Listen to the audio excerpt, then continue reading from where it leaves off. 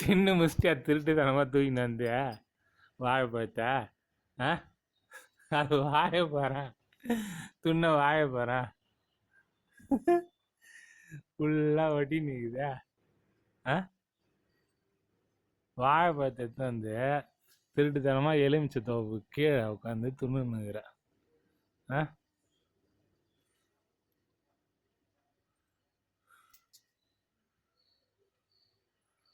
போதும் வா வா